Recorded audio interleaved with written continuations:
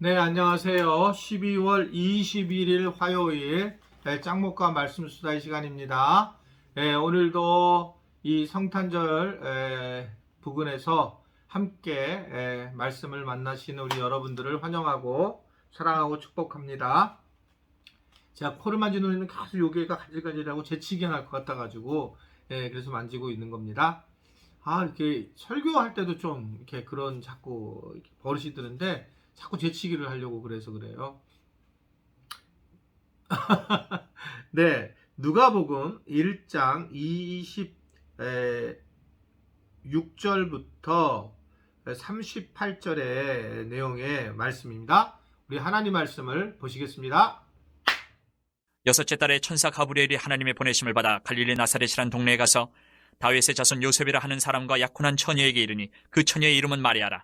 그에게 들어가 이르되 은혜를 받은 자여 평안할지어다 주께서 너와 함께 하시도다 하니 처녀가 그 말을 듣고 놀라 이런 인사가 어찌함인가 생각하며 천사가 이르되 마리아여 무서워하지 말라. 내가 하나님께 은혜를 입었느니라.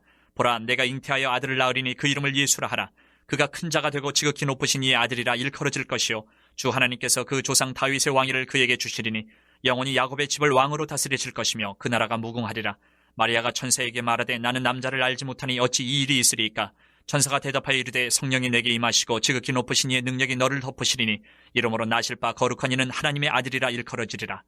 보라 내 친조가 엘리사벳도 늙어서 아들을 배웠느니라. 본래 임신하지 못한다고 알려진 이가 이미 6달이 되었나니 대저 하나님의 모든 말씀은 능하지 못하심이 없느니라. 마리아가 이르되 주의 여정이 오니 말씀대로 내게 이루어지이다 하며 천사가 떠나가니라. 오늘 말씀은 결국 이제 이 천사 가브리엘이 예수님의 그 잉태 소식을 전하기 위해서 나사렛 동네로 갔다라는 게 26절의 내용의 말씀입니다.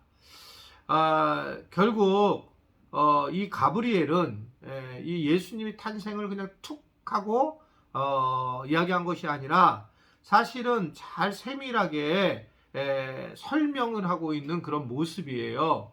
네가 하나님의 은혜를 입었고 또 네가 주님과 함께하고 있어 라고 하면서 특별히 28절에 보면 은혜를 너는 받은 사람이고 평안하고 주께서 너와 함께 하신다 라고 그렇게 인사를 하니까 이 마리아가 이게 왜 나한테 이런 인사를 할까 라고 하니까 네가 하나님의 은혜를 입었다라고 안심을 시키면서 마리아를 결국 이렇게 위로해 주면서 그리고 예수님의 탄생에 대한 부분을 알리고 있는 것을 볼 수 있습니다. 어떻게 보면 마리아를 위해서 이 가브리엘이 세심하게 배려를 하는 그런 모습이 오늘 우리에게 나타나는 모습입니다. 살면서 사실은 이러한 것들을 얘기하는 게 얼마나 어렵고 이런 소리를 듣는 게 얼마나 힘들겠어요. 임신을 그냥 처녀가 하고 있다는 거죠. 우리가 알다시피 임신을 하게 되면 실질적으로 굉장히 어려운 일을 이스라엘에서는 돌에 맞아서 약혼자가 있기 때문에 그렇게 죽을 수 있는 것이고 게다가 자기는 남자와 자지도 않았는데 자기 약혼자인 요셉에게 뭐 어떻게 말을 해야 될까? 그리고 사람들이 임신을 한 것에 대해서 또 뭐라고 결혼도 하지 않은 사람에게 자기에 대해서 뭐라고 했을까? 상상을 해도 이게 뭐 정말 너무 고통스러운 그런 일일 것입니다. 큰 혼란이었을 거예요. 이러한 것들을 눈치챈 가브리엘은 친절하게 그에게 이야기하고 가까이 하는 모습을 보이게 되는 걸 볼 수 있어요. 우리가 살아가면서 가브리엘처럼 천사 같은 모습을 하고 살아간다는 건 뭘까? 사실은 좀 더 친절하게 살아가야 된다는 거죠. 제가 이제 교회 생활을 하면서 느끼는 부분은 또 우리 부목회자들한테도 계속 얘기를 하고 그런 것은 조금 교회가 친절해야 된다. 사실은 친절한 부분이 이제 안 되는 부분도 많이 있지만 노력하는 거죠. 그러니까 얼마 전에 예를 들면 24365 기도에 남자들이 와서 기도하는 것이 조금 여자분들이 힘들다. 그래서 남자들은 낮에는 그 튤립 소예비실로 가서 기도했으면 좋겠다라는 말을 하는 거예요. 그래서 그렇게 하기로 하고 그 앞에 붙인 거를 보니까 남자분들은 튤립 소예비실로 내려가시기 바랍니다. 이렇게 써 있는 거예요. 그래서 내가 참 이거는 튤립이 어디냐. 이제 새로운 뭐 사람들이나 또 잘 모르는 사람들은 그렇게 물어볼 텐데 교회가 좀 어떻게 생각하면 좀 친절하게 안내를 해줘야 돼서 지하 1층에 엘리베이터를 타고 가서 안쪽에 있는 튤립 소예배실에서 기도할 수 있습니다. 이렇게 하는 게 중요한데 항상 뭐 대체적으로 많은 것들이 자기중심적으로 얘기를 하는 그런 모습들을 볼 때가 많이 있습니다. 우리 교회가 한 달 전에 계속 뭐 플랜카드를 통해서 교회 소식을 알리는 이유는 나름 친절하게 하려고 하는 모습들이 숨어져 있다 이렇게 생각을 하는 거예요. 우리는 죄성이 대체적으로 나만 아는, 내가 생각하는, 내가 볼 줄 아는 것들에 대한 이기적인 자아성을 가지고 있지만 예수님을 만나고 나서 달라져야 될 부분은 이타적으로 살아간다는 거죠. 어떻게 하면 다른 사람들을 행복하게 하고 기쁘게 할까? 다른 사람들 행복하게 기쁘게 하는 것은 곧 자기 자신이 행복해지는 거죠. 그렇게 될 때에 우리는 친절함이 있을 수 있고 배려가 있을 수 있다.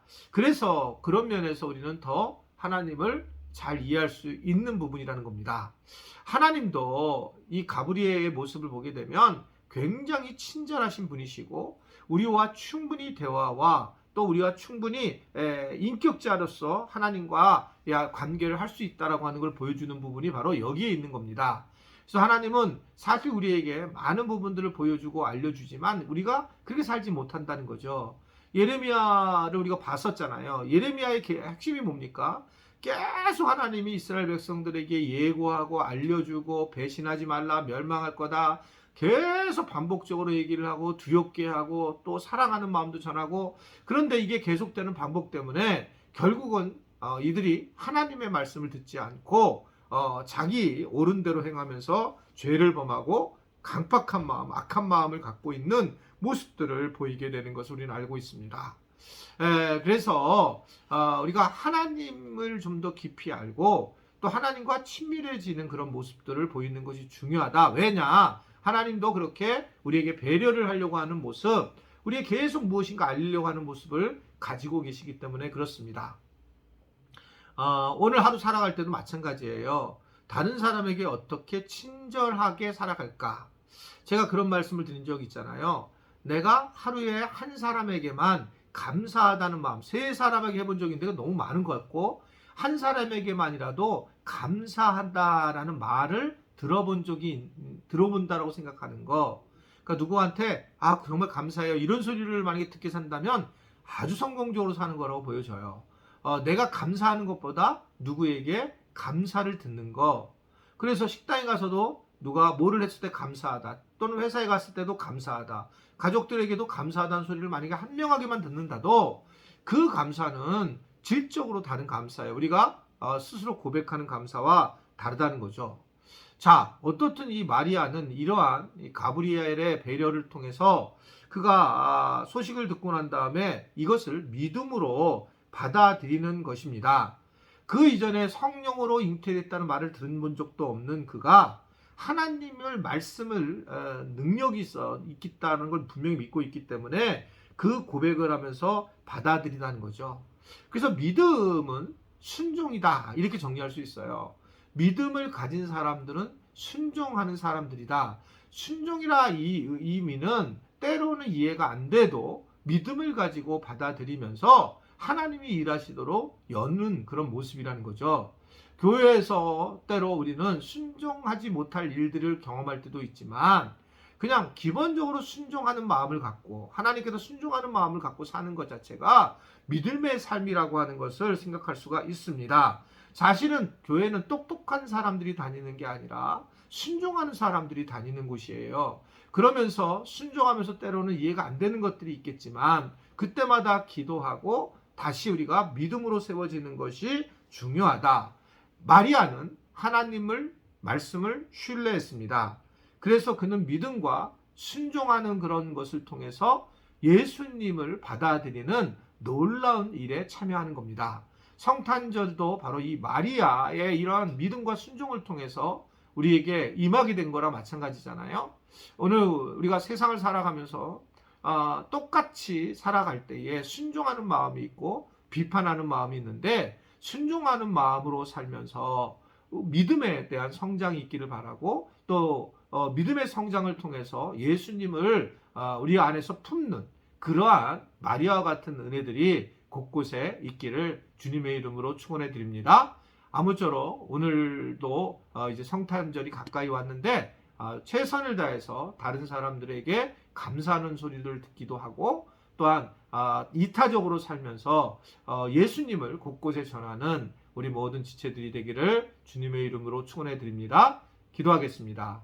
오늘도 우리와 함께 하시는 주님께 감사를 드립니다. 말씀에 잘 반응하고 믿음에 순종하는 자들 되게 하여 주옵시고 순종을 통해서 믿음의 결단을 하는 마리아와 같은 우리 모두가 되도록 도와주시고 인도하여 주옵소서. 이타적으로 살게 하시고 감사의 소리를 들을 수 있는 하루가 되도록 인도하여 주옵소서. 예수님의 이름으로 기도드리옵나이다. 아멘.